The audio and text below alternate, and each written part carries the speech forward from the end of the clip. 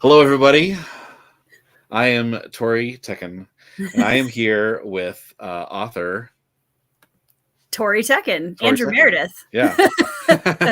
Here. So today is a channel takeover, and I'm going to be interviewing the author Tori Tekken about about her author journey today. So we're gonna do a little, well, not little. It's gonna be a great interview, and I'm very excited. And Tori, how is your night going? It's going really well. Thank you for Yeah. having me on your channel, Andrew. Yeah, you're welcome. I appreciate that. You're Yeah. welcome. It is very strange to be on the right side of the screen Yeah. and not have to have had questions prepared No. or anything. No. So I understand that you are an author. You're Yeah. an author of 10 books, I believe is the count. 12 books. 12. Awesome. 12 books. Wow. You've had a very long career. I have. And a very long career. It stretches all the way back to, I'm going to guess, we're going to say maybe around 2008 or so. 2005 is when I published my first book. 2005. All right, great. And I can't see how many people are actually here. Only you can. But comments. as we draw a crowd here, I've got something special prepared Okay. that we're going to get to in a minute. But to break things off, I wanted to do a little icebreaker for you. Okay. And I'm going to ask you about your influences and suggestions you would have for the following subjects, and you can give them to me as I give you the subject. The first is, okay, what is a major influence / suggestion for other people to listen to, okay, set of music songs or bands, your choice. Oh, goodness. Well, if you want to hear playlists of what I was listening to on repeat while I was writing Phased and Bloodstones, if you go on my website, I fixed it, so now it actually works. Embedded on each page for each book, there is a Spotify playlist that has the major songs that I was listening to during writing both Phased and Bloodstones. I listen to a lot of indie singer-songwriters. I listen to a lot of Asian artists. I listen to a lot of soundtrack. Like if there's a soundtrack, I've probably heard at least one song from it. And one of the main ones from Bloodstones was the Ghosts of Tsushima video game soundtrack. That was a big one. Phased. The Witcher 3 was a big one for Phased that I listened to a lot. So yeah, you'll find songs from both of those on those playlists. Okay. You said indie. Are we talking like The River off of The River radio channel indie rock, or other? Do you prefer other indie? No, mostly like the singer-songwriter. I listen to a lot of like really emotional, sad ballads. I listen to a lot of like storytelling singer-songwriter songs. It's hard to like grassroots singer-songwriters. Like some of that, yeah. Like almost country, like Kentucky song stories. Not necessarily. It's hard because I listen to such a incredibly wide variety of genres that it's hard to narrow it. Like even trying to think of how to narrow it's like that picking down. The best indie book you want to read, right? Exactly. Yeah. It's like, yeah, what is the genre of indie? Yeah. Well, yeah, it's yes. That's true. A song that I think is a great example of this, it's a really dark, emo, sad song that I love, is Power by Isaac Danielson. Okay. So that's an easy example. But I mean, I listen to so much music. I can't narrow it down to a specific genre, but I do listen to a ton of soundtrack. Cool. Yeah. And Alan, we will get to your question here in a minute. Speaking of books, yes. Well, he wanted to know if there was books other than Phased and Bloodstones, and there are. There are. Yeah. Blood is spelled BLOOD though. So books. Tell us about books. What books have been influential to you in your life, in your journey? I can break this down to, in general, I would say the ones that I always mention: Frankenstein by Mary Shelley, White Fang by Jack London. I'm trying to think. if there's another one that I can point to. There's a Christian fiction series I read ages ago by Seven Francine Seekers. Rivers. No, Okay. Francine Rivers, Voice in the Wind and Echo in the Darkness. It's Right. historical fiction. Right. So older, those are more older Mm-hmm. influences. This year, I read The Outsiders, which has been one of my favorite films for a really long time. The book was incredible, so that one's been a big influence. Long Price Quartet, I think, is going to be a big influence in character study, and also Augustus by John Williams, which I actually read because of Alan. Right, and same with Long Price. Long Price was also because of Alan. How far are you into that now? 3 out of 4 books, so I'll be finishing Price of Spring here in December, which I'm very excited about. And one of the other books that almost made it onto that list was Shogun, which I also read because of Alan. So clearly, Alan has decent taste in books. He does. Yeah, he really does. He goes deep fast. Yes, I love it. Yeah. Yep. All right. So you can get back to finishing it. Let's go to the next question. How about some movie/screen media? Okay. Warrior is a film that I saw probably 3 or 4 years ago that I am obsessed with. It's 2 brothers who are MMA fighters, estranged brothers who are MMA fighters, and it is a family drama with the backdrop of MMA fighting, and it's an incredible film. Tom Hardy and Joel Edgerton. I shouldn't have to say more than that. Mm-hmm. My Country, the New Age is my favorite K-drama, and it is now my favorite TV series of all time. It's on Netflix. It's incredible. Above Firefly. Yes. Okay. Yes, Firefly is definitely on that list. That one was hugely influential to me as well. And actually, this is one that kind of surprises me and probably surprises other people too. I've seen 6 seasons of The Walking Dead, and I hate zombies. So I surprised myself by watching it, and I was like, I'm going to hate this. The character work, especially in those early seasons of The Walking Dead, blew me away. And I think I've gone back to watch so many scenes in that I would be remiss not to mention it here, because I think that one is a bigger influence than I realized it was going to be. Yeah. I read the first 24 issues of Walking Dead, which was the first arc, the first primary arc, and saw the first couple seasons. And I don't like zombies either, but I still played one in Z Nation for 3 episodes in the first season. That was fun, being an extra. All right. Other media. This is wild card. So if there's anything else, video games, comic books, what are some other video games? Well, now I've totally forgot about I know. I just realized that too. We know what the answer to that is. Shadow of the Colossus there it is. Is my favorite video game of all time. Oblivion and Skyrim were huge. I played so many hours of Skyrim. I'm surprised that I can't quote the entire game start to finish. Earlier on, there's actually I almost said out of print. There's a video game that no longer exists that was like a dungeon crawler, like quest-based game called Dungeon Runners that I played a ton in high school that really just was, I love it. And I'm so sad it's gone. I'm very sad about it. So, Guild Wars, I played a lot of those. So what was your class? In Guild Wars, I always played a necromancer. Yeah, I figured. Yeah. Necromancer with close range combat skills usually, because I couldn't just have a ranged necromancer, because that was no fun. So yeah.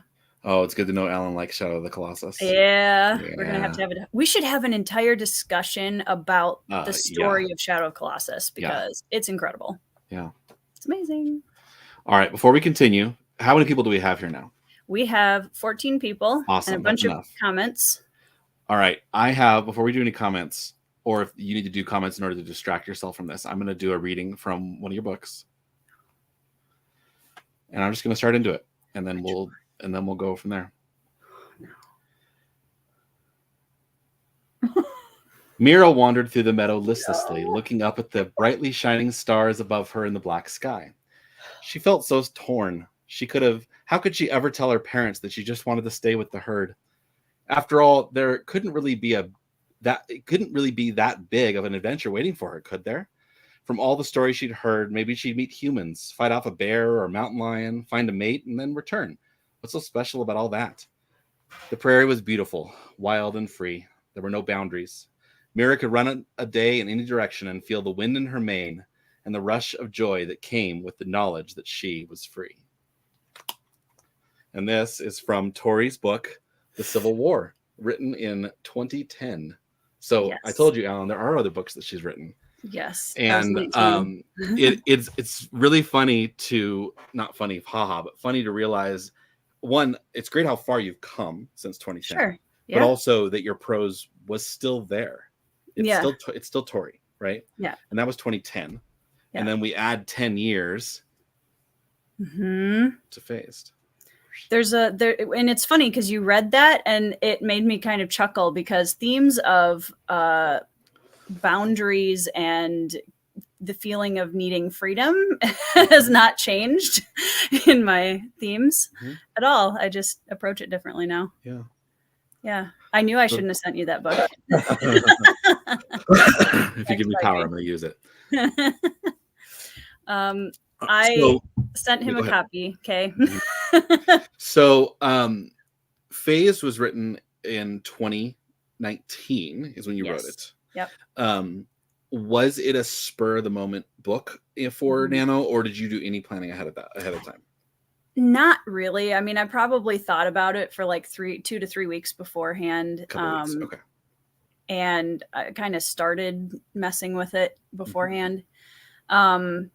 But not a whole lot of time, like a month tops probably. Yeah. And all I knew was I had just recently rewatched some clips or something of Twilight, and I was mad about it. And I was like, you know what? I want to try my hand at a supernatural fantasy just to see what I can do with it. And I thought it was going to be something I just wrote to get out of my system. Yeah. And then it became something a lot deeper than it's just a story about werewolves, and it got deeper very quickly. Yeah. So, yeah. Well, that leads into my first big question is how does an idea for a story normally come to you? Like in that case, you said 3 weeks before. 3 weeks before. Yep. I knew I wanted to write about werewolves. And then I started thinking about, okay, the characters, once I have like a general idea of, I want to write sort of this.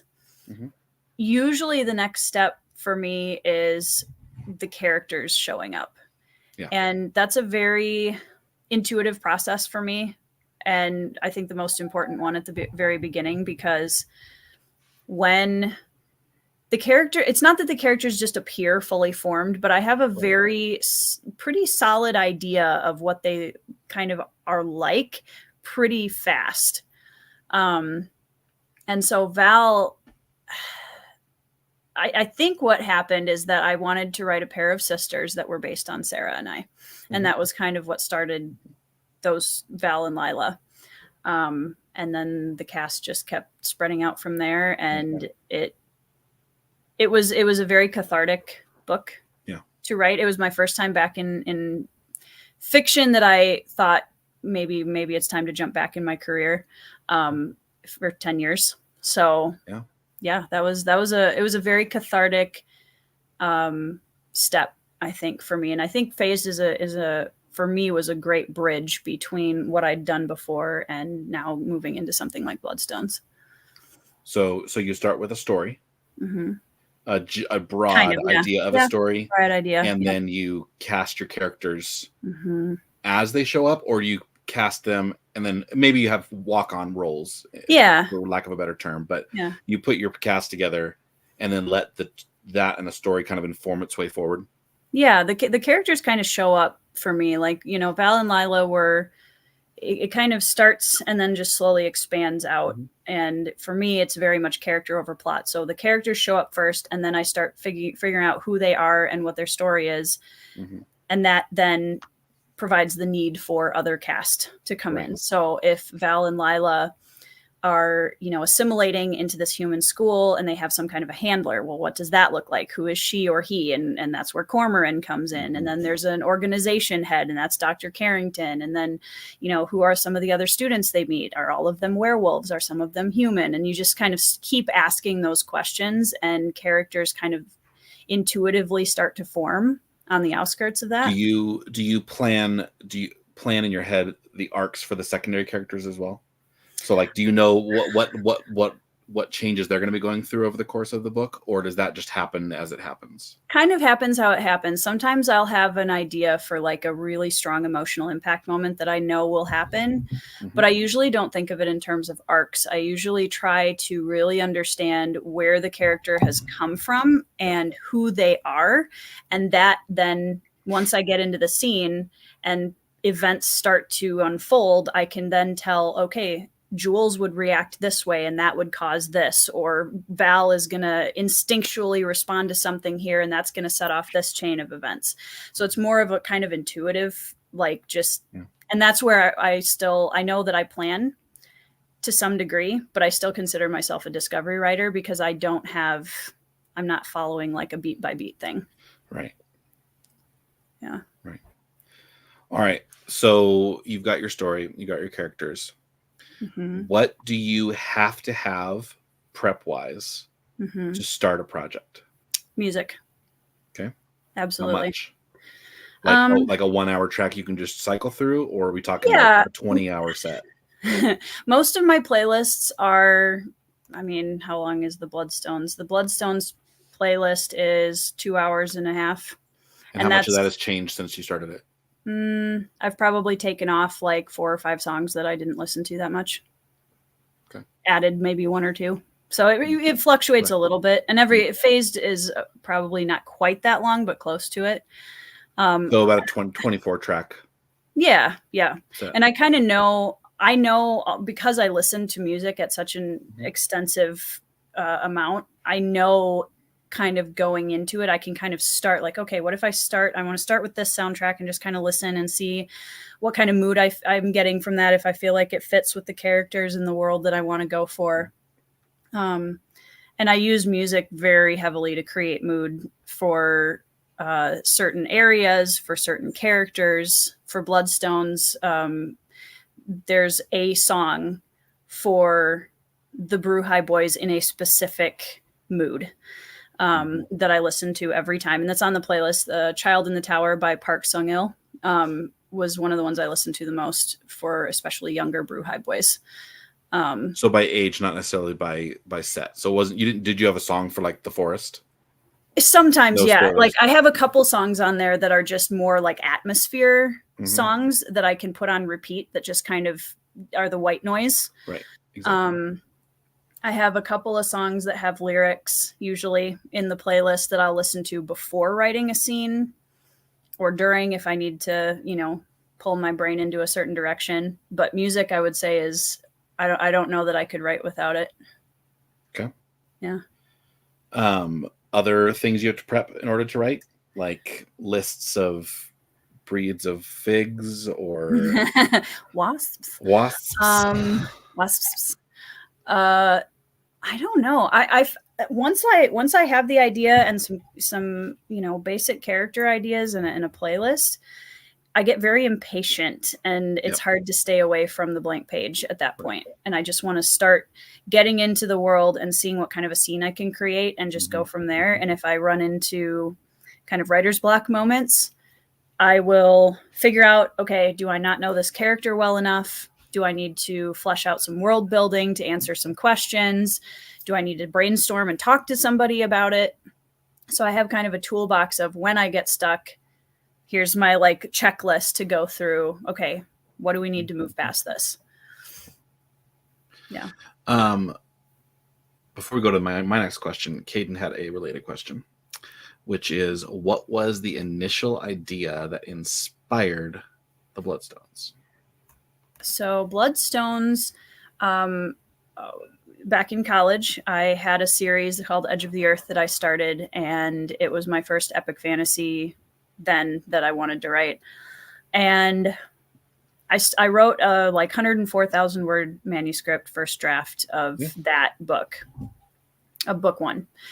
And I struggled with it, and I knew that it wasn't the vision that I had, and I was really frustrated, and I was, fresh out of reading Malazan and mad at myself that I couldn't write to that level. I was at that point. Yeah, as we all do out of college. Yeah. Right. So 10 years later, last summer, I was like, you know what? It is time. Tori is ready to write adult epic fantasy. Let's do this. Let's read. This is what year? 2022. Okay. Early 2022. Yep. So I pulled out some of my maps and my concept art and my things from Edge of the Earth. And I started doing a backstory of like, okay, how did we get here? Like what are some of the, and I've always been intrigued by this idea that the myths and legends that we have of war, the Achilles characters of history always have this kind of, they were humans once and they were children once, but somehow after their deeds in life, they became kind of deified in history almost. And I liked the idea of going back to the origin story of those myths and legends in this world. And pretty close. Like I didn't want it to be, thousands of years ago. Right. And so I was like, well, what if there was a group of boys who were taken to become and trained to become lethal killers, to become the bodyguards of a king? What would that look like? And I kind of started fleshing out that idea. And that's where, okay, well, who are these boys? Well, then we have Garen. Garen shows up. Mm-hmm. And that was kind of the initial start for Bloodstones. And then so you said early 2022. So we're looking at like March, April? Yeah, probably. I can't remember exactly when it was. And then when did you write the first chapter? Probably June of 2022-ish. So right before you kind of showed back up. Exactly. In the scene. Yeah. It was very fortuitous timing that I found the indie community when I did. Yeah, for sure. Yeah. Yeah. Cool. Yeah.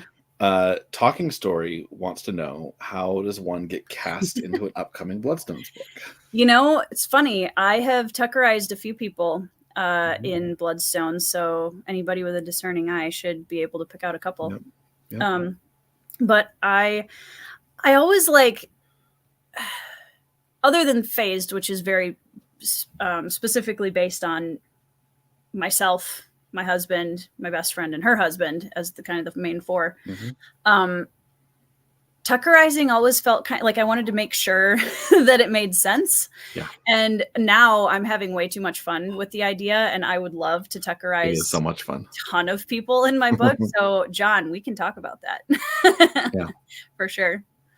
I know Andrew Wizard wants to be the cabbage guy where his cart gets upset and all the cabbages go flying, and I think I have the perfect spot to throw him in now, so I'm excited about that. So Phased, you had Sarah and you and your husbands, but where did Jules come from? Well, without getting too deep, so having dissociative identity disorder, right. I have alters. Yeah. And one of my alters is almost word for word Jules's personality and identity. So like Jules is, she was kind of this character, and I also she kind of took on a life of her own too. She's not word for word about perfect representation, but Val, the main character, desperately needed a friend that was just, there was an unconditional love in that friendship. And Jules is, like so many people have said, Jules is the kind of friend that everybody should have. And I think that's a good way to describe her. Yeah, that's a great description. Yeah. Yeah. Yeah. All right. One more thing about habit. What are your other writing habits? Do you have a particular tea, candy, snack, cozy blanket you have to have in order to enter flow? Flow is kind of an interest that's another topic we should delve into at some point, because I feel like flow is actually harder for me to find now than it was like when I was writing Phased. And I think part of that was because in Bloodstones, I was trying to be so aware of all the different moving pieces. So hopefully as I write more adult epic fantasy, I'm assuming that will get somewhat easier. Hopefully, maybe. It also depends on what quantifies as flow, right? Yeah, exactly. Flow can be tons of words just happening for 6 hours straight, or it could be entering that grind of write and edit, write and edit, write and edit, and write like and edit. just there were certain Sindri as a character was just very easy for me to slip into and write and just go. I usually sit in my recliner with the footrest up and have a lap blanket, and usually a cat shoved somewhere. I drink a lot of kombucha. I love kombucha. And my big headphones to close out my very noisy house, and music. And that's usually all I need. Okay. Yeah. And that next question doesn't make sense. All right. So what is your internal process? Like, what do you see inside your mind? Do you see images? Do you see black? What is your internal process that takes it from brain for the creativity process and then possibly then onto paper? I think in my head, there's always kind of a blurry cinematic scene going on. And then once I can see the words on the page, it gains a level of clarity. So I kind of have this kind of sort of blurred idea of what the scene should look like in kind of bits and pieces and flashes and fragments.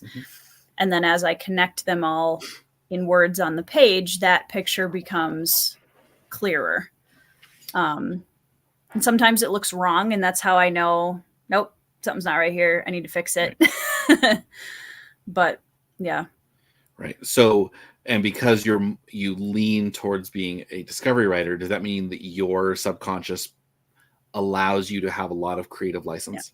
Yeah. Yes. Yep. And because it's blurry, it's blurry for that reason, because then it's allowing you to fill in the gaps without being stuck to a concrete scene. Well, I mean, one of the things that I struggled with when I first started writing Bloodstones, I sat down and I was determined that before I wrote any more of the book, I was going to outline the entire book. Right. And I was going to go scene by scene. I was going to write out all of the things, and I was going to follow it, and it was going to make me a better writer. And who does that? I don't know. Wizards or something. I got to a point where I had a panic attack over the outline.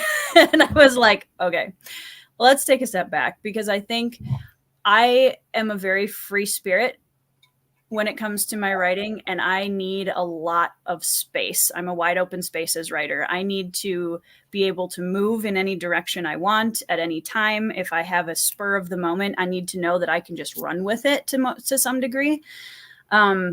So like I have major moments of the story very lodged in my head in terms of what I want. But as like milestones you're trying to reach. Yeah, and think of it almost like if you've played the kind of dungeon runner sort of games where you're running through corridors as opposed to something like Skyrim where it's just open world. Right.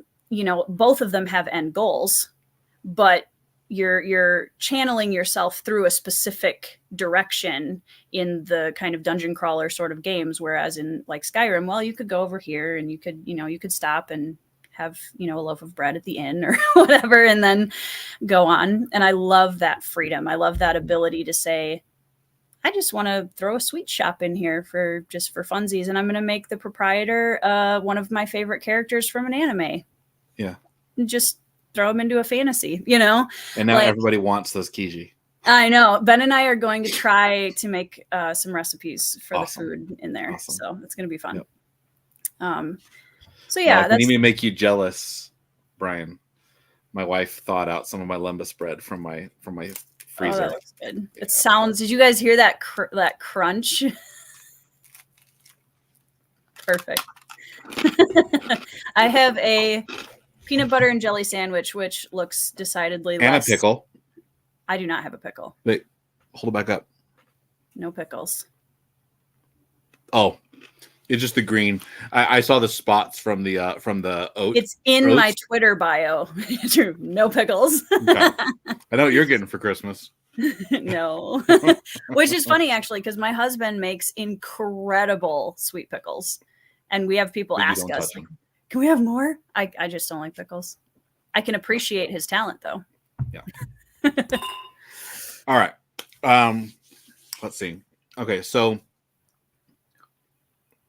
I know a bit of your writing process. Yes. But before I ask my next question, can you talk about how does a chapter start and end? Like how do you get to the point where you feel that you finished the chapter? That's one of the areas that I actually surprisingly am more or I don't know if organized is the right word. Processed. Yeah, processed about, because if I look at or if you look at the chapters in Bloodstones, there's a couple that are shorter because they didn't need to be longer, but most of the chapters hit right between 9 and 11 pages in Microsoft Word. And that was helpful to give myself at least some kind of a little boundary system. And it wasn't set in stone. There's a few chapters that are less, a couple that I think are 12 pages, 13 pages maybe. I think on average they're between 35 and 5,000 words is probably your number. Yeah. And I don't know, like I like reading. I don't know that I like reading really short chapters all the time, because I feel like I want to have a little story within each chapter. And I think that's important is I heard once the advice, and I can't remember who said it, and I wish I could, but I heard from another author, like, don't withhold the cool stuff from your readers.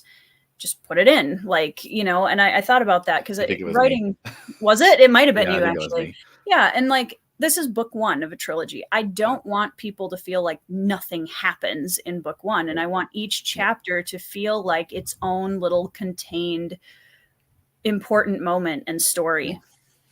I noticed that is how you write each chapter. Each chapter is a closed book. Yeah, which, and also I've read books where or cliffhanger, but there's a couple, but I mean, I've read books where every single chapter is a cliffhanger, and what I discovered with that as a reader is that I was exhausted. My emotional investment was exhausted by the time I got to the end of the book, and that wasn't what I wanted my readers to feel. And so I do utilize cliffhangers now and then, but for the most part, it's kind of a contained part of the larger story each time. Yeah. So you write it, but then you go back through it. Mm-hmm. How many times? Depends on the chapter. So chapter 1 of Bloodstones, I went through probably 8 or 9 times. Probably 5 times before you saw it the first time. Mm-hmm. Because that one is the beginning of the book. It's really important, that first chapter. Every chapter is important, but especially the first chapter, because that is, for most people, an introduction to the world and you as a writer. Especially me at this point, because the only other book I have out is Phased, and most people are going, like, those are very two different, for the most part, two separate target audiences. Yeah.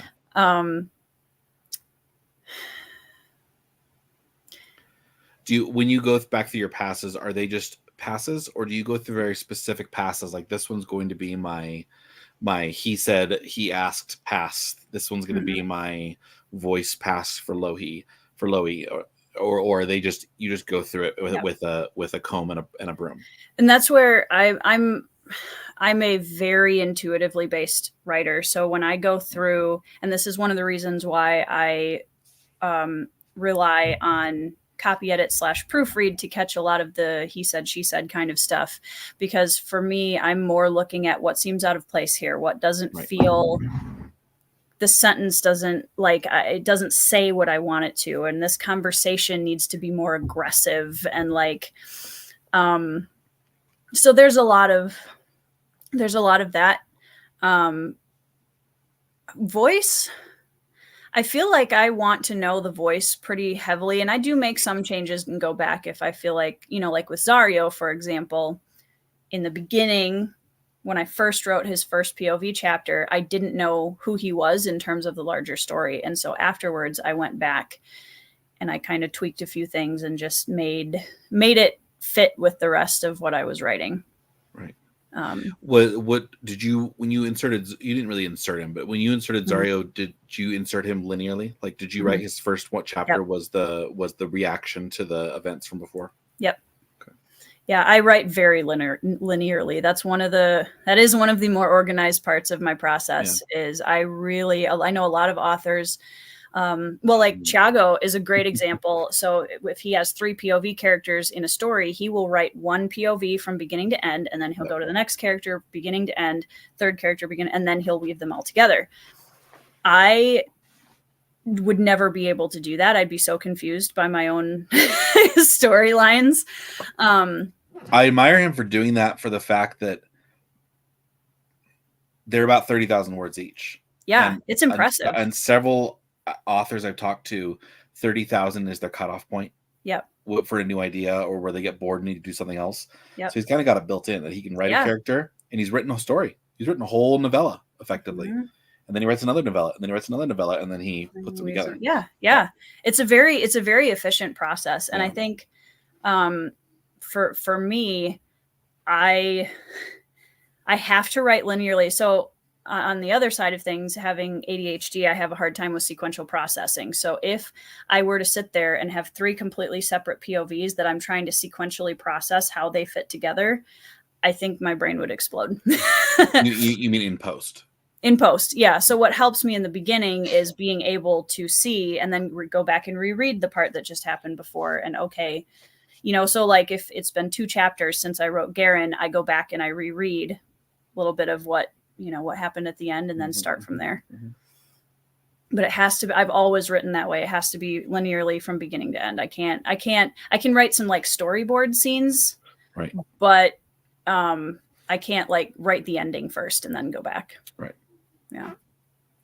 Okay. So you've written the end.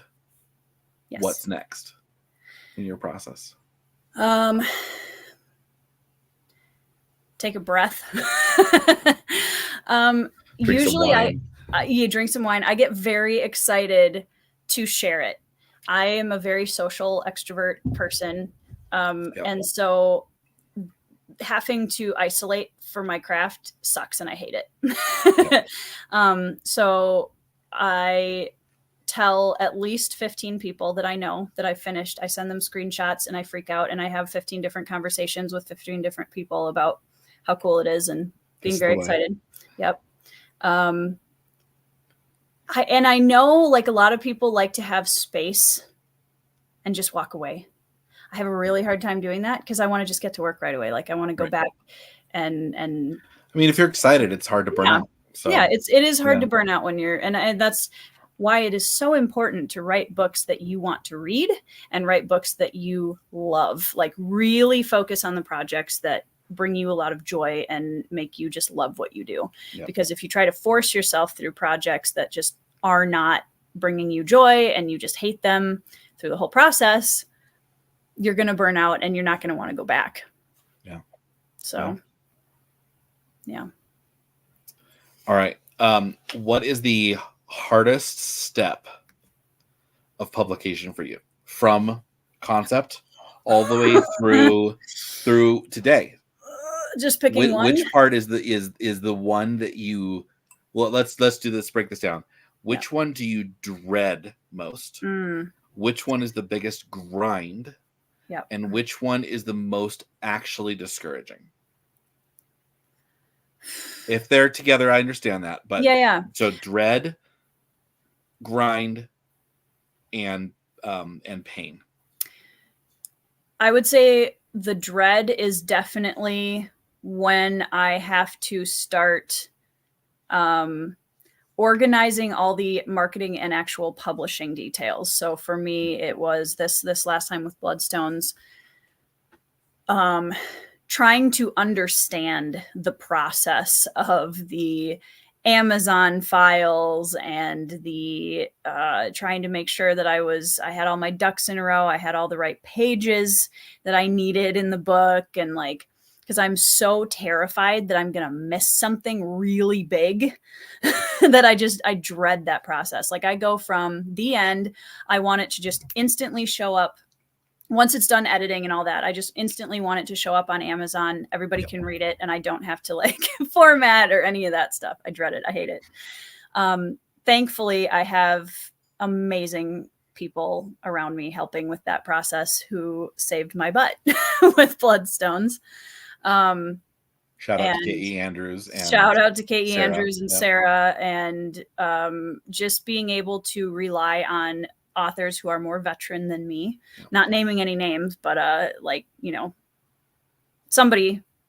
And also one of the things that I did was I reached out to a couple of authors on Twitter that I know who are much bigger than me in terms of how well known they are, and just have published quite a few books, have been really successful at it. And I said, all right, I'm publishing my book in like 3 weeks, 2 weeks. What am I missing? What did I not think of that I need to make sure is in my book? And huge tape comes in. Right, exactly. And I just huge thank you, shout out to Ryan Cahill for this, because I asked him that question and he reminded me to put a call to action page at the end of the book. I totally forgot about that. And I would have published it without one because I forgot about it. And I was like, oh my gosh, thank you for reminding me to put that in there. So that's where, again, having I know he swears by those. Oh yeah. We'll see if it works. But I think, I mean, having that, thank you for reading this, you know, as indie authors, I think it's really important to remind people that, you know, we don't have a marketing team behind us. So we need the help of our readers even more, because their reviews make a huge difference for us. Yep. So I think it's really smart to have. So I put it in there, and I was like, I've totally forgot about that. Yeah. So yeah, again, having a community and a network that you can drop a line to, say, hey, please remind me if I forgot anything. So yeah. Okay. What part of the publication is the biggest grind? The first draft. Yeah. Mm-hmm. Because I write multiple drafts at once, it is a grind. I love it and hate it all at the same time. I hate blank pages with a great and terrible passion. And I think that's just being a writer. Like if we didn't hate blank pages, we wouldn't write anything on them. Yeah. But yeah, the first draft is a grind for sure. And there's a lot of points within that first draft, which is also the second, third, and fourth draft usually, where I want to quit. Yeah. And I need a lot of social pick me up from people in my inner circle for that, because I'm a very emotional writer, and that's great in terms of putting it in the book. However, when it comes to me as a writer, I'm a very emotional writer. And so I have ups and downs a lot through the process. Yeah. So yeah, that's the biggest grind. And I'd say probably the biggest pain too, because it costs a lot to write a book like that. It costs a lot. And it's a beautiful, rewarding thing. I mean, you know, it's kind of funny how many times we make references to like book writing versus childbirth, but it's actually kind of true. Having been through both myself now, like it's and you've been witness to them too, because you were a doula for a while, right? Mm-hmm. Yeah. Yep, I've been a doula for eight births now. Yeah. And it is, I mean, I get that comparison for sure, because it is the most difficult, painful, rewarding, wonderful thing you will ever do. Yeah. You know? And at the end, all you get is kind of just a baby lying in your arms, but you also get a baby. Right. Exactly. Right. Doesn't do anything for a little while, but it worked. Yep. And then everybody comes around to admire the, And they say, who are you going to name it after? Yeah, exactly. Who's on the dedication page? That's right. Yeah. And then you got to breastfeed it. And then yeah, right. Those books, I tell you. They do, though. They take so much work. Even you'd think, oh, you publish them, you put them out in the world. Great. But it's a lot of getting it out there and telling it to meet new people. Like, yeah, that's true. Yeah. That's funny. A lot of hand holding afterwards for sure. So they leave the nest, but they never really leave the nest. No, they don't. No. All right. Last big question. Okay. What do you feel? Oh, let's have you just do one. Name one lesson, hard lesson, that every author has to learn. Get over yourself. And what do you mean? So what I mean by that is, and that sounded really harsh. It's okay. I love that phrase. I say it's the amount of times in my house I say, I wish they just get over themselves about literally everything in my life. I would be a millionaire. Yeah. I think what I mean by that, and I say that with ultimate amounts of love for every author who hears it, because I understand all of the ups and downs and how hard this is and how many hopes and dreams and vulnerability are tied up in this process. Being able to objectively, as far to the objectively as you can get, being open to looking at what you can improve on, being open to hearing people's critiques, discerning. So there is a barrier there. That is something that I think a lot of people miss. People will critique you. Discern, is this helpful? If it is, how can I utilize that to grow and improve? If it isn't helpful and it's more of a, negative or personal attack or whatever, discern, this is not helpful to me. I'm going to ask someone else, or I'm going to just go on my merry way. But being open to taking critique and not being defensive or butthurt about it, because we get so close to these books and we look at them through these rose-colored glasses, as we should, because that's how every new parent looks at their children, But with the books, it's so important. It's so important to be open to changing your direction. I mean, there were several moments in Bloodstones where a friend suggested a different direction and it was better than the one that I was so fiercely married to. I was like, no, I'm not going to change it. But then objectively realizing it was going to be a better book for that. So yeah, that's a big one, I think. Yeah. And it's taken me a long, when I was 16, the books that I published pre-20, I was convinced they were perfect the moment they came off of the printer, and at the time I would write them, my mom would edit them, and we'd publish it. So it's literally, you can watch my practicing writing in published form through those books. So that's awesome. Yeah. A lot of people hide those in their closets. Mine are all over the United States and elsewhere. Yeah. But they're an important part of the process. And that was something that 100% are. Yeah. You have to have your trunk novels. You have to. And I think looking back at all of them, there's a kind of nostalgic fondness for the writer that I was then, and realizing that I kind of had a head start on a lot of writers in that way, because I had to learn those things early.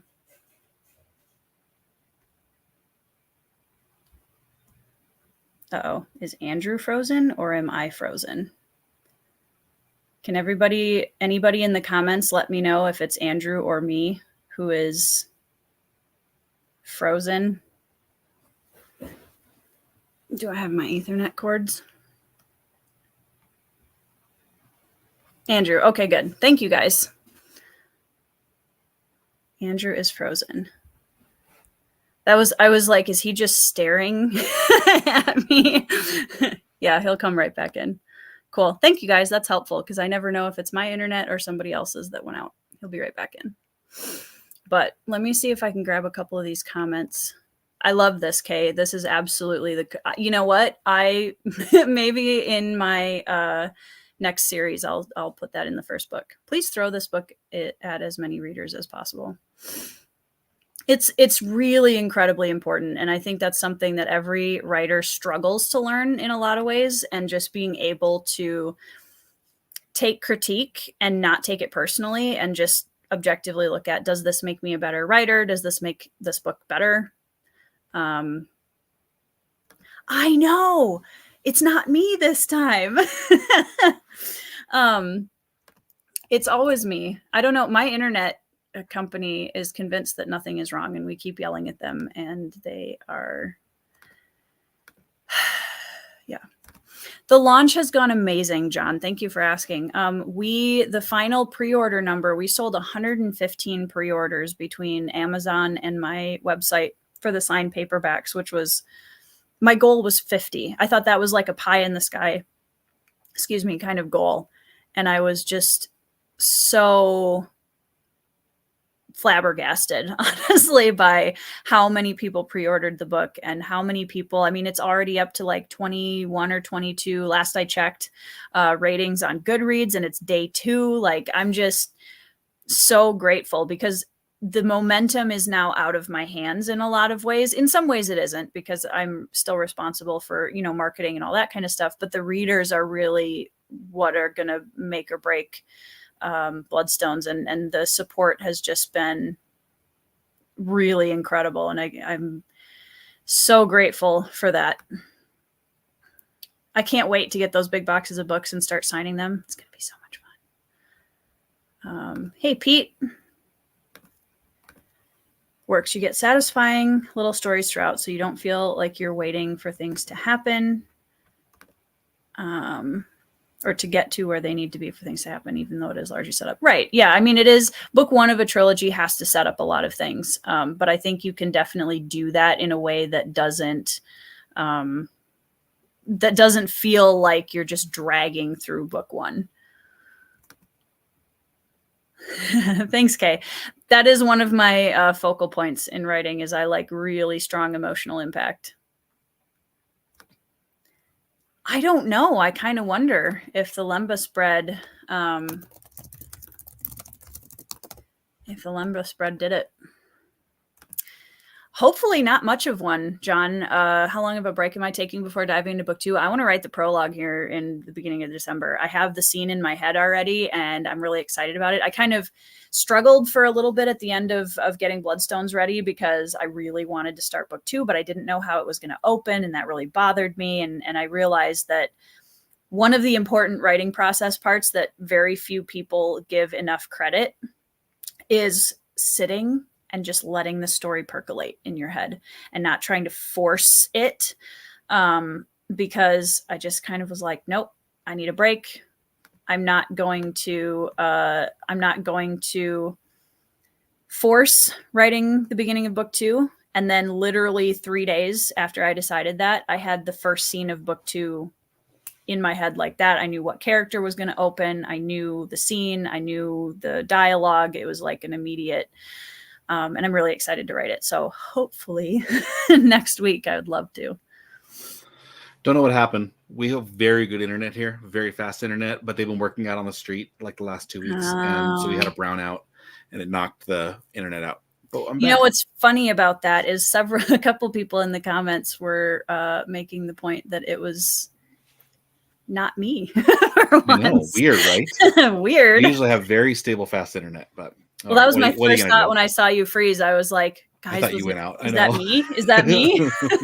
And then all my computers said, "You're gone." I'm like, ugh. And it always happens during a live stream every That's time. Right. Yep, absolutely. So did we get some questions asked though? From We did. Yep, I jumped into some of the comments and questions. Awesome.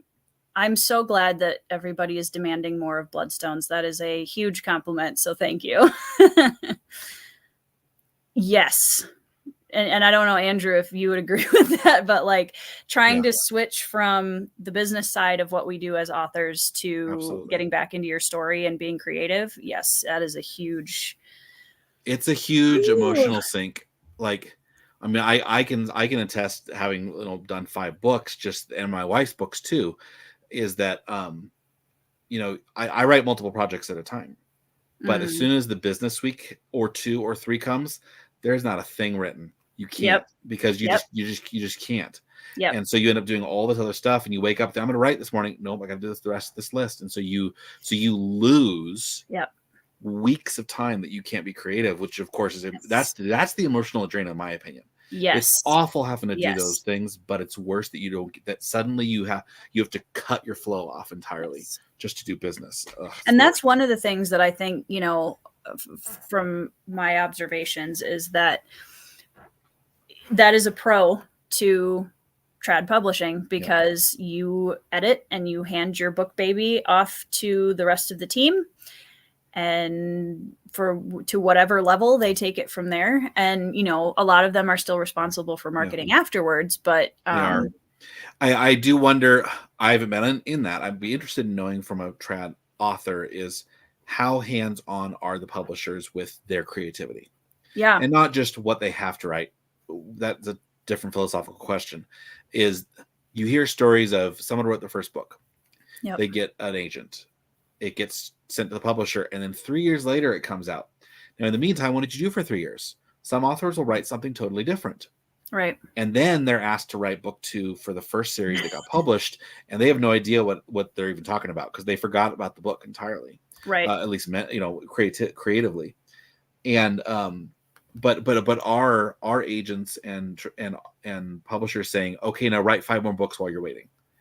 Right. And that's an advantage we have, is we're always writing no matter what. Yes. Multiple projects. So that's why we're kind of a home run if we do get picked up, because we're going to keep writing, and maybe even for ourselves and just self-pub half of it as hybrid. Right. But yeah, it would be really interesting to do a roundtable at some point with indie and trad authors and talking about the similarities and the differences in that process. That would be really interesting. Yeah. To answer your question, Kay, thank you for being patient. I have always been obsessed with runes and hieroglyphics and all of that kind of picture-based language, I guess, if you could. I'm sure it has a much fancier name than that. But and I liked the idea of, without spoiling too much of the magic system yet,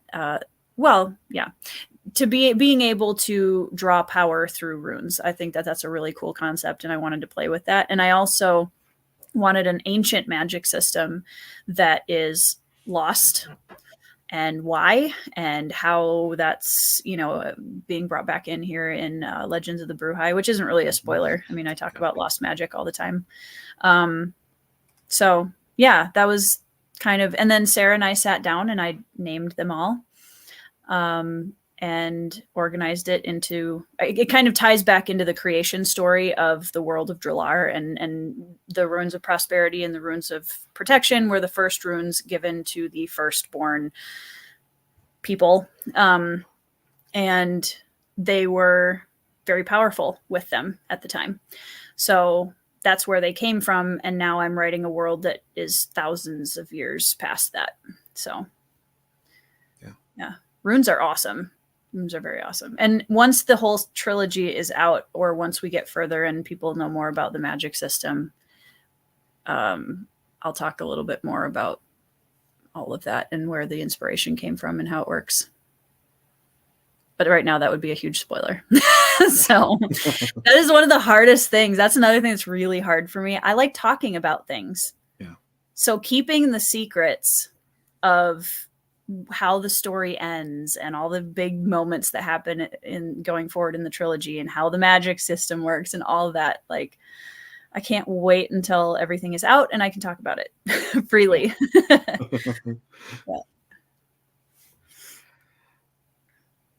All right. Do we have any other questions from everybody? I don't know. Guys, feel free to ask if you have any. Well, keep reading, That's right. While we're waiting, can you please, we're going to start our rapid fire. Okay. Name a book world that you would write in. Malazan. I know that's a cop-out, but it isn't really, because I've been immersed in it the most, like in terms of, I think I could probably write an entire 20-book series in it, and Erickson wouldn't even know I was there. That's that kind of world. Let's go looking for you under the dead bodies. Yeah, exactly. Yeah. But Malazan would be cool. Would be pretty cool. What is an indie book that you would immediately push to the top of everybody's TBR? The Wickwire Watch by Jacqueline Hagan and Seasons of Albion by Christopher Warman and Elon Marche. Excellent. Mm-hmm. Write that down, everybody. Yep. And now, please name a trad book that you would immediately push to the top of everybody's TBR. Non-fantasy, actually, the one that keeps coming to my head is Augustus by John Williams. It is going to be in my probably top 5 books of the year, if not fighting for that top spot, potentially. Awesome. Still thinking about it. Amazing. I want to read it again. Yeah, it was incredible. That's a series, right? No, it's a standalone. Really? Okay. And it's not very long. Nice. So for anybody that's looking for a non-series commitment that isn't fantasy, it's incredible. I loved it. Yeah. What? Okay, you've been given a plane ticket to anywhere on Earth. Where is it to? I don't know if I can narrow it down from my top 3. Okay. South Korea, Japan, and Norway. All right. In no order. I'd probably go to South Korea first, maybe. Mm-hmm. Yeah. And is there part of Japan you'd go to? I want to see the mountainous part of Japan because I've heard that a lot of people talk about the cities of Japan, which obviously I would be in at some point, but I would really love to see like the landscapes and the mountains, and I think that would be really beautiful. Nice. And Norway, do you know where your family is from? That's part of the reason I want to go to Norway. Yeah. I want to do you know some your district. No, I want to do some study into that and find out where my family lines are from. Yeah.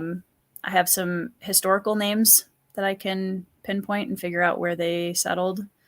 Some pretty big historical names, actually. But yeah. So you arrive back from your trip, Mm-hmm. and when you open the door to your house, it is not your house. It is a portal to another world. Okay. What world does it take you to? Firefly. Yeah. Like Good put choice. me on Serenity, I would have a blast in that you crew. would. Oh my You'd goodness. be so much I would trouble. love it. I would be best friends with Kaylee, and I would make a lot of fun of Simon, and Mal I would drive him bonkers, but he would love me anyway. Zoe would be like, I'd be very She'd feel threatened by you at first. And then you and Wash would be such good friends, she wouldn't care because it gets him off her back for a little bit. Ugh. Yeah. Yeah. Well, hey, they're still out there. You can't take the sky from me, Alan. No, you cannot. Nor Get can you out. stop the signal. The season may have been canceled, but Yep. that was not a lukewarm comeback. I'll fight you on that. Anyways. Well, those are all the questions I have for you, Tori Awesome. Tekken, the author of The Bloodstones, which released yesterday. And how are things going? How are the sales going? Good. I haven't checked KDP for at least an hour. But yeah, we're I think at like 130 total sales between the pre-orders and then today. And the what matters more to me than any of those numbers is just I've been reading through the reviews that people are leaving on Goodreads, and I've been getting very emotional over them, and just really it's cool too because it's not just the positivity from the community, but seeing so many people that are close friends of mine who are finally able to read this book and talk to me about it, and seeing them be excited about it is really cool. So it's a nice way to kind of segue into the broader community and seeing all of the people that are the really like close friends and excited getting into it. I will point out it is Christmas. So people who are here, please buy it for everybody for Christmas. Yeah. Yeah. Your grandma will love it. Absolutely. Buy a whole box for your grandma's book group. I'm trying to imagine like a little old knitting circle of ladies reading Bloodstones and talking about it. That'd be hilarious. That Loie is just so cute. That type of grandma. All right. Yeah. The kind of like Hansel and Gretel and Little Red Riding Hood kind of grandma. That's right. Yeah. That's right. Well, if they don't read physical copies, you can always wait and grab them the audio, Alan. True. It's true. Yeah. Or just put it on and make them listen to it. Yeah. Yeah. I am very excited for the audiobook. It's so good, you guys. Yep. I'm so excited. That's awesome, Pete. Oh, no. Oh man. So this is totally an aside before we go off, but what is a book that you would buy for your family to read, like your entire family to read at Christmas? My kids aren't listening on the headphones right now, but we bought Harry Potter. Oh, nice. Yeah. We read the first one. And so now set? we can we didn't get the original one. We almost did. Okay. We found one that has the whole Hogwarts along the side, so it's a nice. Oh, cool! Box set. Yeah. But it was nice to get something just a little different this time. Mm-hmm. So that's what we'll be listening to, and we're slowly making our way through Andy Serkis as all of Lord of the Rings. Nice. So we're doing The Hobbit and then the Lord of the Rings, and then that will prep them for watching in a year or two. Yeah. Which I cannot wait. I know. But they have to be. It has to be the right time. Yep. Yeah. Tristan's getting so close. Yeah. And I'm like, ugh, I can't wait. Because it was even fun when we watched the Lion, the Witch, and the Wardrobe, the newer one with him, and Which just they've watched, watching his face through that after he's read the books, and just when Aslan comes out of the tent for the first time, his face, like it was just Ben and I were just sitting there watching him the whole time. It was pretty awesome. Yeah. I am interested in knowing if Alan's family is going to do a read along of Sarah J. Maas. Yeah, I mean, A Court of Mist and Fury. Yeah, that's on my Christmas wish list. You can read it out loud to your wife.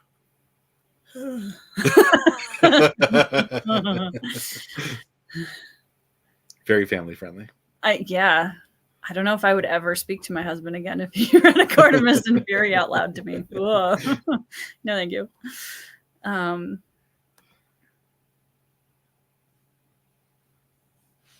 we talking about Harry Potter still? Anyways, guys, thank you so much for hanging out with us in the chat. Y'all are awesome, and I love you all. Andrew, thank you so much for taking over my channel and for asking really awesome questions that made me really think about what actually my process is, because I don't think about it very often, and I should. Well, you got to dive back in and use it again now. I know. We'll see how different book 2 is than book 1, or like what's harder and easier about it. So well, hopefully more Sindri. That'll be easy. Just up the number of Sindri chapters, and it'll be a breeze. Yeah, Sindri's the character that kind of gives me a little bit of a brain break, and that's not meant to be unkind to Sindri at all, but she uses less brain and more instinct, which is great when you're a writer because you can just go. So big thanks to Andrew for coming on. The audiobook again is in the works, and you guys will not have to wait very long for it. December, January, somewhere around there. And also ebook and paperback are available on Amazon right now.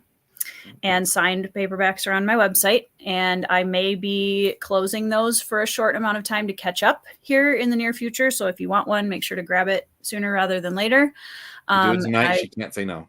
Exactly. And I look forward to having a wrist brace for several weeks after signing all of those, which is going to be awesome. Tomorrow night, there will be another channel takeover. We will have the Crystal Matar, author of Tainted Dominion, is going to be on and taking over my channel. She was one of my beta readers and was incredibly helpful. And she's just been a big cheerleader after having read the book, and I'm excited to chat with her about it. And then on Friday, my best friend and illustrator, Sarah Ferrari, is coming on the channel to take over, and she's going to quiz me on how well I know my own book, which is mildly terrifying. Awesome. I will be studying tomorrow. Awesome. So yeah, everybody come back and hang out with us some more. And thank you to everyone for all of the support for Bloodstones. I'm really blown away and really grateful for it. So thank you to everybody, and I hope you all have a wonderful night, and we will see you in the next video. Congrats, Tori. Bye. Thanks, Andrew.